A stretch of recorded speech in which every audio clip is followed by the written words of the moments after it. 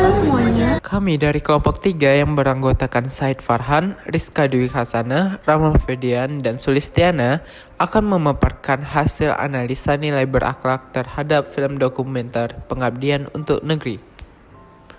Film dokumenter Pengabdian untuk Negeri didasarkan pada kisah nyata yang mengangkat tema pengabdian terhadap negara. Cerita ini menceritakan tentang seorang guru bernama Sri Handayani yang berdedikasi tinggi dan berjuang untuk kebaikan negara.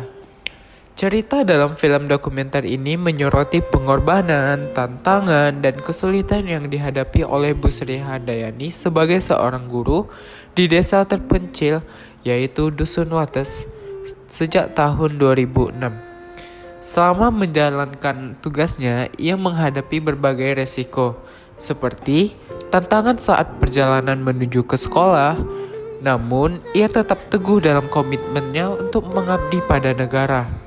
Selama film dokumenter ini, penonton akan dibawa melalui berbagai momen mengharukan, termasuk pengorbanan yang luar biasa dan keberhasilan dalam mengatasi berbagai tantangan.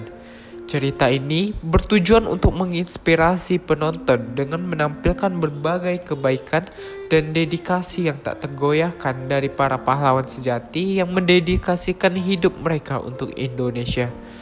Film dokumenter ini mengingatkan kita akan pentingnya menghormati dan mengapresiasi pengorbanan para pahlawan yang berjuang untuk negara serta memberikan inspirasi bagi penonton untuk terlibat dalam pengabdian dan menciptakan perubahan positif dalam masyarakat. Yang pertama adalah berorientasi pelayanan. Selama 29 tahun ia berprofesi sebagai seorang guru, ia telah mengabdikan hidupnya untuk memberikan pelayanan terbaik. Keikhlasan beliau dalam mengajarkan anak didiknya tidak membuat beliau menyerah atas segala tantangan dan rintangan yang datang. Yang ketiga adalah nilai akuntabel.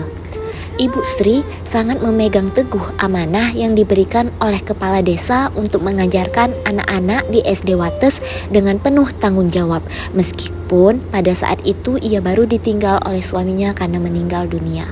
Yang kedua adalah nilai kompeten. Meskipun beliau hanya lulusan diploma 2, hal tersebut tidak menghalangi beliau untuk membagikan ilmunya kepada anak didiknya. Beliau berharap anak didiknya dapat menggapai pendidikan tertinggi dengan dasar ilmu yang beliau berikan. Selain beliau berprofesi sebagai seorang guru, beliau juga memiliki keahlian lain, yaitu sebagai penjahit. Dari hasil pekerjaannya ini, ia dapat menghidupkan keluarga kecilnya dan membiayai kuliah anaknya. Yang keempat adalah nilai harmonis. Dalam mengajar, Ibu Sri tidak pernah memandang latar belakang anak didiknya. Beliau juga kadang memperbolehkan anak didiknya untuk membawa sanak saudara ke sekolah. Yang penting si anak didiknya dapat mengikuti pendidikan yang beliau berikan. Selain itu, hubungan antara Ibu Sri dan masyarakat di Dusun Wates pun sangatlah harmonis. Beliau ikut serta dalam kerja bakti bersama masyarakat sekitar dalam hal mendukung pemenuhan sarana dan prasarana sekolah. Yang kelima adalah nilai loyal. Bu Sri sangat memegang teguh tujuan dan nilai Pancasila serta Undang-Undang Dasar 1945, yaitu mencerdaskan kehidupan bangsa. Ada suatu kejadian ketika muridnya meminta Bu Sri untuk tetap mengajar di SD tersebut dan membuat hati Bu Sri berjanji akan terus mengajar di sana. Kesetiaannya ini sangat patut diapresiasi dan dihormati. Yang keenam adalah nilai adaptif. Ketika pandemi melanda, anak-anak didiknya tidak dapat pergi ke sekolah karena ada larangan berkumpul.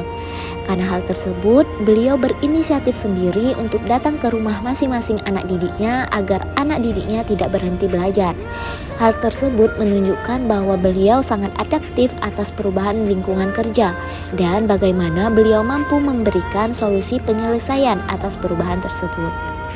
Lalu, apa yang kurang sih nilai berakhlak yang tidak diterapkan oleh Bu Sri Handayani? Menurut kelompok kami, nilai berakhlak yang belum diterapkan oleh Bu Sri Handayani adalah nilai kolaboratif.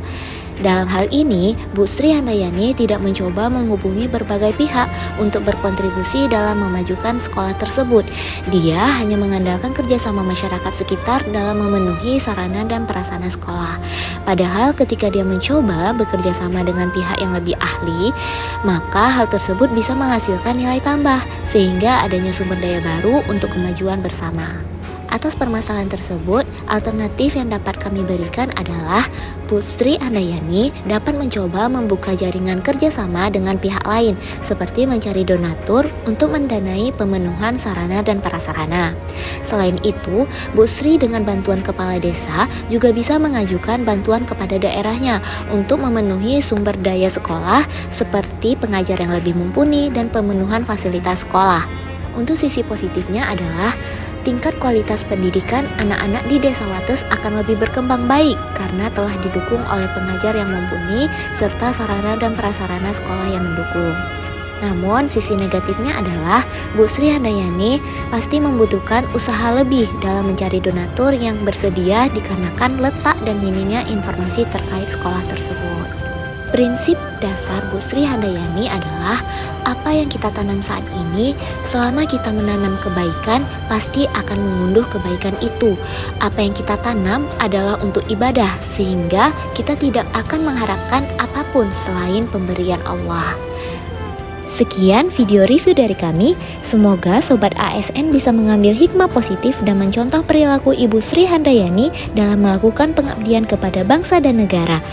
Sampai jumpa di video selanjutnya.